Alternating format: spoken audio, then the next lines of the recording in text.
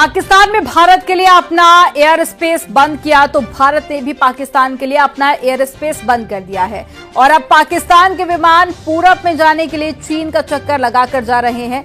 जाहिर है कि भारत के एयर स्पेस स्ट्राइक से पाकिस्तान की जो एयरलाइन है उसकी कमर जरूर टूटेगी। आपको रिपोर्ट दिखाते हैं इसी से जुड़ी हुई।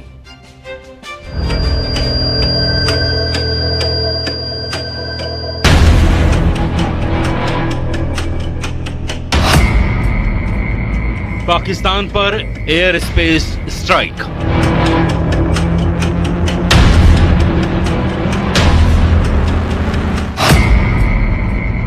जल प्रहार के बाद वायु प्रहार।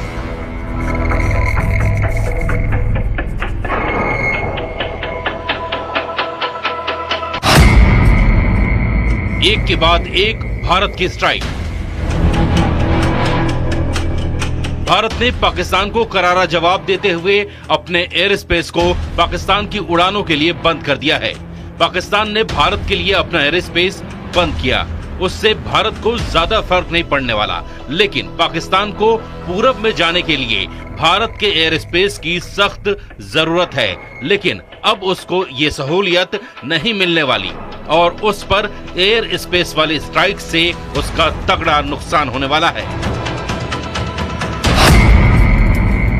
भारत के ऊपर पाकिस्तान एयरलाइन की उड़ान बंद। पाकिस्तान के प्राइवेट जेट भी नहीं भर सकेंगे उड़ान। पाकिस्तानी मिलिट्री के विमानों को भी इजाजत नहीं। पीआईए के लीज पर लिए विमानों पर भी लगाई गई पाबंदी। पाकिस्तान के लिए भारतीय एयर स्पेस पूरी तरह बंद।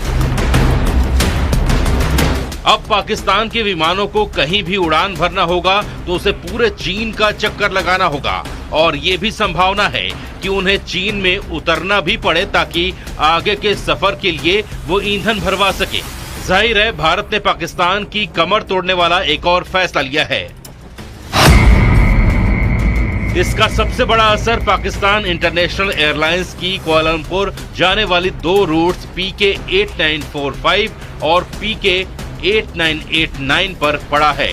पहले ये फ्लाइट्स लाहौर से भारत होते हुए कुआलालंपुर जाती थीं, जिससे दूरी कम और वक्त बचता था। लेकिन भारत के एयर स्पेस बंद करने के बाद अब इन्हें चीन होते हुए जाना पड़ रहा है। इस नए रास्ते से 3 घंटे ज्यादा समय लग रहा है। कल से ही ये फ्लाइट्स नए रास्ते पर उड़ान भर रही हैं। जैसे को तैसा की नीति पर चलते हुए भारत ने साफ कर दिया है कि जवाब अब सिर्फ जमीन से नहीं आसमान से भी मिलेगा। भारत एक ही जगह से नहीं पाकिस्तान को हर जगह से तोड़ रहा है। कभी डिजिटल स्ट्राइक, कभी वाटर स्ट्राइक, कभी डिप्लोमेटिक स्ट्राइक, कभी इकोनॉमिक स्ट्राइक और अब एयर स्पेस स्ट्राइक। वही पाकिस्तान ने अपना एयर स्पेस बंद करके खुद अपने पैर पर कुल्हाड़ी मारी है और उसे लाखों करोड़ डॉलर की चपत लगने लगी है।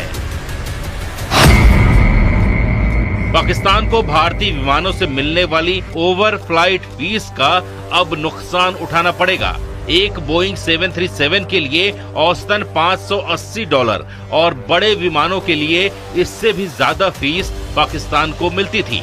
जानकारों के मुताबिक हर दिन करीब 2 से 2.4 लाख डॉलर की चपत पाकिस्तान को लग सकती है। लैंडिंग, पार्किंग और अन्य शुल्क जोड़ लें तो कुल नुकसान $3.5 लाख तक पहुंच सकता है। इससे पहले पुलवामा हमले के बाद भी पाकिस्तान ने भारतीय विमानों के लिए एयर स्पेस बंद किया था और उस दौरान उसे करीब $100 मिलियन का घाटा उठाना पड़ा था। लेकिन इस बार उसे दोहरी मार पड़ने वाली है।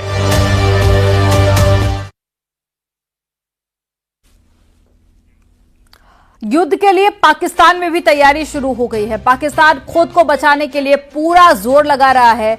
लाहौर और साथ ही रावलपिंडी से लेकर जो रिपोर्ट सामने आई है उससे पता चल रहा है कि जनरल मुनीर ने कम से कम 20 अड्डों पर फौज की तैनाती बदल दी है। आपको रिपोर्ट दिखाते हैं।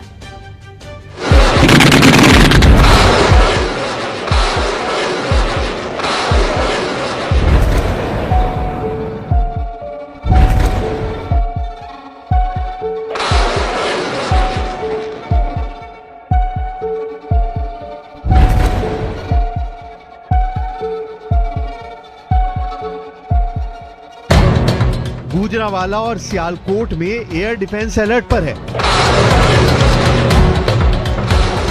कराची में भी पाकिस्तान ने फाइटर जेट के दुश्मन मिसाइल सिस्टम को चौकन्ना कर दिया है। जनरल मुनीर के कमांडरों को यकीन है कि हमला होगा, जरूर होगा।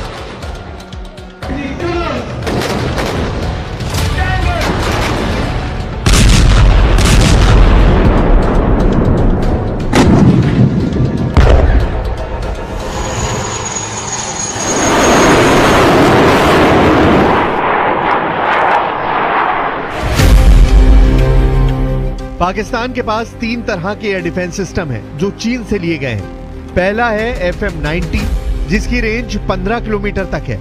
दूसरा है HQ-16, इसकी रेंज 70 किलोमीटर तक है। तीसरा है HQ-9, इसकी रेंज 300 किलोमीटर है। और यही किसी भी एयर स्ट्राइक से बचने के लिए पाकिस्तान की सबसे बड़ी गारंटी माना जाता है। पाकिस्तान इस वक्त पूरी तरह डिफेंसिव है। उसे पता है कि कोई ना कोई स्ट्राइक तो जरूर होगी और इससे बचने का सिर्फ एक रास्ता है, वो ये कि सही जगह पर उसके सही हथियार तैनात किए जाएं। पाकिस्तान ने भारत से लगी सीमा के करीब 2 लोकेशन पर अपने बड़े रडार सिस्टम तैनात किए हैं। एक है सियालकोट और दूसरा है लाहौर। दोनों जगह उत्तरी फ्रंट का हिस्सा है और 1965 के बाद 1971 के बहुत ही खतरनाक युद्ध के शश्मदीद गवाह रहे हैं। पाकिस्तान के अंदर लगातार हथियारों और सैनिकों की मूवमेंट तेज हो गई है। सड़कों पर आर्टिलरी देखी जा सकती है। तोप और टैंकों को एक जगह से दूसरी जगह ले जाया जा रहा है, जिससे साबित होता है कि जमीन पर पाकिस्तान की तैयारी जीरो रही है। और अब पहलगाम आतंकी हमले के बाद उसे अचानक ये ख्याल आया है कि भारत तो जवाबी हमला भी करेगा। खैबर पख्तूनवा और पंजाब के कई मिलिट्री अड्डों से फोर्स POK में भेजी गई है ताकि LOC पर मोर्चे को मजबूत बनाया जा सके। क्योंकि अगर भारत कोई सर्जिकल स्ट्राइक करता है, जैसा उरी पर हुए आतंकी हमले के बाद हुई थी, ऐसे हालात में पाकिस्तान के पास फौज का बैकअप मजबूत रहे। कहूँगा कि एक क्लैश की सूरत हाल बिल्कुल नजर आ रही है। अल्लाह करे एवर्ट हो जाए, हम कोई जंग मुसल्लत हमारी तरफ से तो कतई तौर पे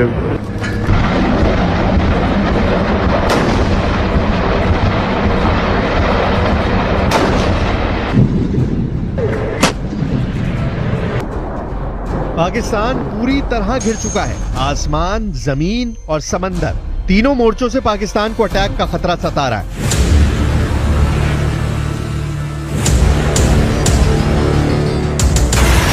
सुखोई 30 MKI से लेकर राफाल और ब्रह्मोस से लेकर नौसेना के बड़े बड़े जंगी जहाज बता रहे हैं कि पाकिस्तान को चौंकाने वाले बहुत ही खतरनाक मिशन की शुरुआत हो चुकी है।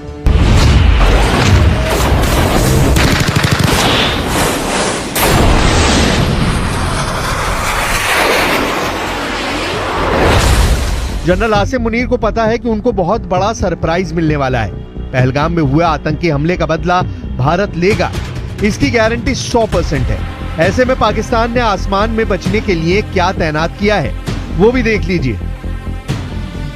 पाकिस्तान में AEWC यानी एयरबोर्न अर्ली वार्निंग वाले विमान, जैसे कि स्वीडन से लिया गया साप 2000 एरियाई, ये 450 किलोमीटर की रेंज में हवाई गतिविधियों पर नजर रखता है।